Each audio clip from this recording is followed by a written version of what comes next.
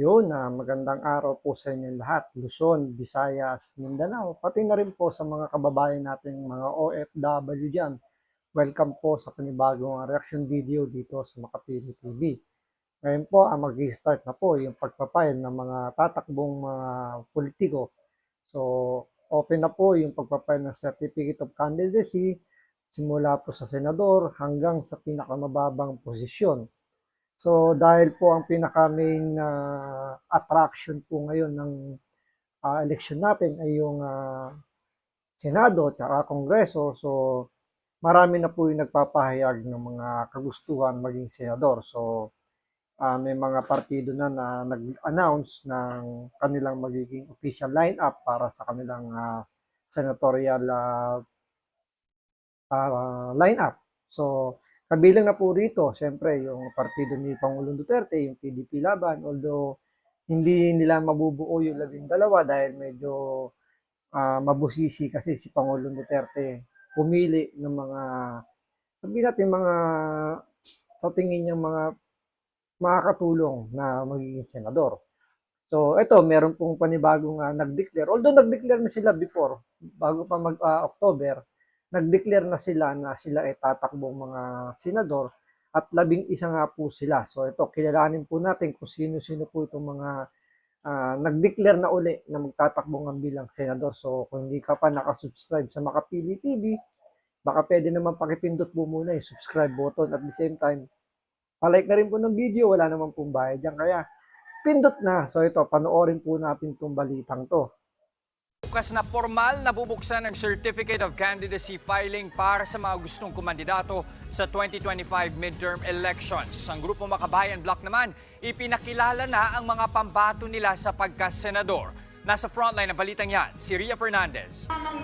Formal nang ipinakilala ng Makabayan Coalition ang kanilang mga pambato para sa 2025 elections.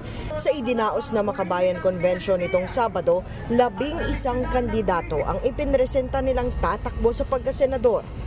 Kabilang sa listahan si Coalition Chairperson Liza Maza, Jerome Adonis ng Kilusang Mayo 1, Jocelyn Andamo ng Filipino Nurses United National, Ronel Arambulo ng Grupong Pamalakaya, Gabriela Party List Representative Arlene Brosas, ACT Teachers Party List Representative Franz Castro, Modi Floranda ng Piston, Teddy Casino ng Bayan, Mimi Doringo ng Kadamay, Moro Leader na si Amira Lidasa ng Sandugo, at Danilo Ramos ng Kilusang Magbubukid ng Pilipinas. Para sa Makabayan, oras na para mga ordinaryong mamamayan naman ang maupo sa Senado imbes na mga political dynasty.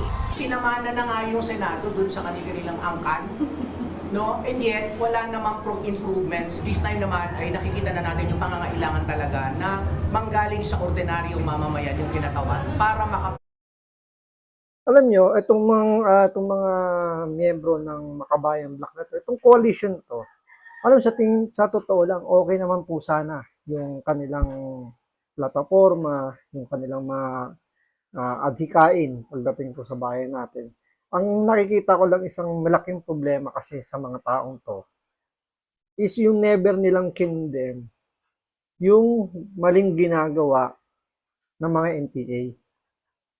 Ang gagaling nilang mag-condemn sa ginagawang mali ng mga kapulisan natin, ng mga kasundaluhan natin. Pero ni minsan, never nilang kinondem yung mga maling ginagawa ng mga NPA. So, never na nga nila kinondem, gina-justify pa nila yung mga ginagawang mali ng NPA. Tulad ng mga pang-aabuso, diba? Pang-aabuso sa mga kababaihan. Tandaan nyo, may miyembro dito ng Makabayan Bloc na ang kanilang party list na para daw sa mga kababaihan. Pero yung mga nanay ng mga batang ni-recruit na dinala sa mga kabundukan para gawing mga NPA fighters, never naman nilang tinulungan. Ilang beses na silang nakiusap para identified naman kung nasan yung mga anak nila. Ang sa kanila lang matulungan na maibalik sa kanila. Dahil nga, kumbaga, sinasabi nila na yung mga sila yung mga progresibong grupo na tumutulong sa mga may hirap daw. So, ngayon, nanghihingi ng tulong itong mga magulang ng mga kabataan na na-recruit. So hindi naman nila natulungan. So kaya nga sinasabi ko, parang okay sana yung ano nila, adhikain nila. Ang problema lang, hindi nakikita sa ginagawa nila. Mahilig lang silang bumatikos, mahilig lang silang ano yun, magpakitang ano lang, magpag-grandstand lang kumbaga, 'di ba? So never nilang kinondem. So meron pa dito itong kadamay, 'di ba? Ito nabalita to na sila nangaagaw ng bahay ng mga alam niyo yung mga hindi okupadong bahay na although yung mga ano yung inuokupan nila yung mga pabahay ng gobyerno na hindi nagagamit. So, kung titingnan niyo muna sa isang banda, mukhang may punto naman yung kanilang ginawang pag-take over dun sa mga pabahay ng gobyerno na hindi naman napapakinabangan. So, instead nga naman nakatiwangwang, bakit hindi na lang gamitin, hindi ipamigay. Kaso ang naging problema doon is hindi sila dumaan sa tamang proseso. So ang nangyayari kasi sa isyung 'yun, parang pinapakita nila na hindi sila sumusunod sa batas. Parang dito ang nagiging excuse nila is ginagamit nila yung sitwasyon ng mga mahihirap nating kababayan na mag-alsa kayo sa gobyerno since ito hindi ginagamit ng mga pabahay, kunin natin. So tinuturuan nila ng mali yung mga kababayan natin. So yun yung mga nagiging problema ng mga aktivistang to. Isa pa dyan, si Franz Castro. Mention na natin siyempre, ano naman yan na-announce naman yan na talagang guilty yan. So sinampahan ng kasong child abuse yan at nagbigay na ng hatol ang korte na siya ay guilty sa kasong child abuse.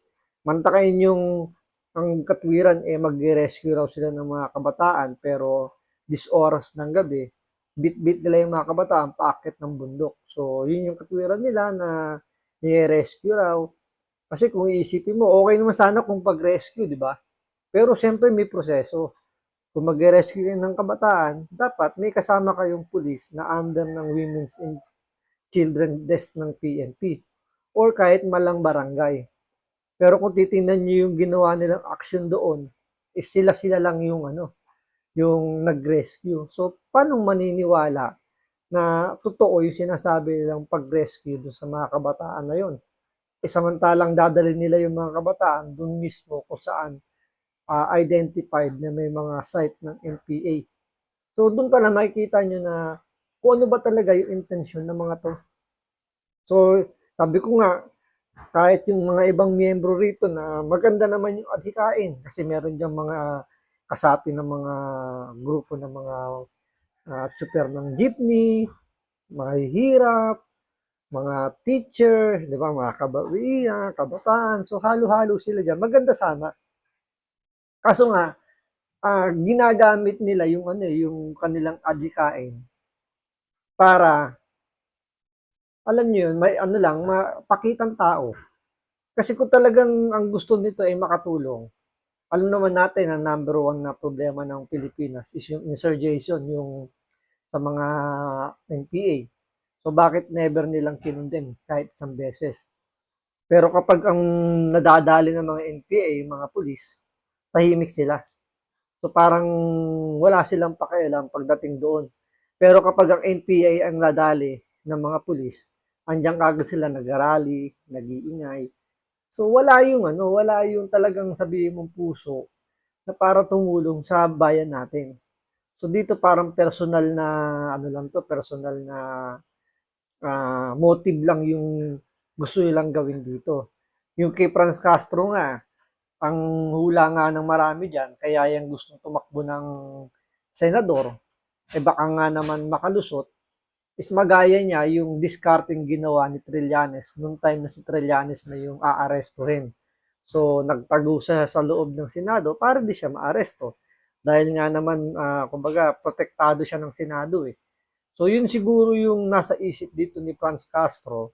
Kaya siya nagpaplanong tumakbong senador is kasi baka na nga naman na sakaling makalusot, at least magamit niya yung parliamentary courtesy na yon na hindi siya pwedeng arrestuin. So, pwede niyang gawing bahay yung loob ng Senado malamang sa malamang i-insist niya yun. Siyempre, alam niyo naman itong mga utak ng mga aktivistan to, lahat ng karapatan, entitled sila. So, hindi pwedeng ipagkait sa kanila yon. So, talagang i-insist nila yan. Kaya nga nakakatakot kung itong mga to ay mauupo bilang mga senador. Kasi hindi talaga sila totoong, sabihin natin, maglilingkod eh. Tulad na lang sa Kongreso, isipin nyo okay yung ginagawa nila na pagbusisi sa budget ng OVP na ang tinatarget lang naman nila yung confidential funds. Mantakin nyo, confidential funds, pero nautusan nila yung COA na ilabas kung ano yung pinakagastusan ng OVP since confidential nga yun. Bakit OVP lang? Meron naman presidente, meron confidential funds din yun. Ang PNP meron din, pero bakit hindi nila naobligang ilabas ng mga ahensyang itong merong confidential funds? Bakit yung OVP lang? Kasi nga, yung OVP, si Vice President Sara Duterte, naging co-chairman po ng NTF-ELCAC na lumalaban sa mga NPA. So, may budget din ang DSWD na hinugutan din ng confidential funds. Dahil nga, ang nire-recruit ng mga aktivistang to ay yung mga estudyante. So, kailangan gumamit ng confidential funds ng DSWD para ma-identify kung sino-sino yung mga nag-recruit na to. Kaya nga maraming lumutang na pangalan, di ba? Kahit si Raul Manuel, na yun nga, lumutang yung pangalan na isa sa mga recruiter ng mga estudyante para maging NPA, particular doon sa UP. So, kahit i-deny yun ni Raul Manuel, may mga testigo na mga dati niyang kasama na ngayon ay nagbalik loob dahil nga hindi na nagugustuhan ko ano yung nangyayari doon sa bundok. Siyempre, iba pa rin talaga yung buhay dito sa kanayunan. Kung sa mga term nga, di ba, ng mga kaliwa, kanayunan, ibang-iba talaga ang buhay. Siyempre, dito may wifi, diba, free access minsan. So, nakakain sila ng masarap sa mga restaurant, nakakapag-mall. Siyempre, pag sa bundok, anong gagawin nyo doon? Tatanim ng kamote, manununog ng mga equipment ng mga private company. So, siyempre, nakakasawa rin naman yung ganun siguro. Kaya nagbalik loob sila. Kumbaga, hindi nila matake yung ganung sistema. So, gusto nilang bumalik sa kanayunan. At yun nga, na-expose na kung sino itong mga miyembro ng mga NPA na nagtatago sa mga party list. Kaya nga, isa pa dito yung pagkakakonvict nga ni Franz Castro, bakit wala pang inilalabas na memo ang COMELEC, considering ito talaga hinatulan ng korte na guilty sa kasong child abuse, pero bakit pinayagan pang tumakbo ni hindi nga sinipa yan sa Kongreso. Dapat yan technically dismiss na dapat yan kasi nga nasasangkot sa kaso. Ano naman talaga na hatulan na ng korte. So ito yung mga klase ng mga itong partidong to is consist or binubuo ng mga parang sa di ba? Alam niyo yung mga mangangaral ng Biblia. So, maraming mga bula ang propeta na magagaling lang magsalita kaya marami silang naiengganyo na maging miyembro para makabuo sila ng isang sambahan. So, same thing yung ginagawa rito nitong Makabayan Coalition na to is consist ito ng mga bula ang mga makabayan kuno na ang pansarili lang naman nila yung kanilang mas binibigyan ng prioridad kesa talaga, hindi lang sarili nila. Siyempre, yung grupong kinakaaniban nila na nakatago. So, kahit naman si Joma Sison, sinabi naman, hindi naman niredtag itong mga to ng government troops. Ang mismo nagredtag sa kanila is mismo si Joma Sison. So, sinabi ni Joma Sison na ito ay mga parte nga ng kanilang organisasyon ng CPP, NPA, NDF. Itong mga party list na under nitong coalition na to. So, hindi natin sinasabi yung mga ibang miyembro rito, yung tulad yung United Nurse, ganyan. Kasi, para sa mga nurses daw, ang pinaglalaban niya. So, hindi natin alam, pero may naririnig-rinig din kasi tayo sa kanya na hindi maganda.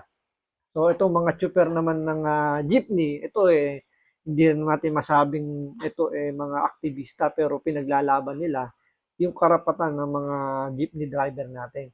Yung nga lang nagkamali lang sila rito sa tingin ko ng pagsama sa grupo ng Makabayan Black Coalition kasi nga may mga miyembro diyan na never nilang kinondem yung maling ginagawa ng NPA bagkus parang natutuwa pa sila kapag yung mga NPA may ginagawang alam mo yun nakakapuntos pagdating sa gobyerno.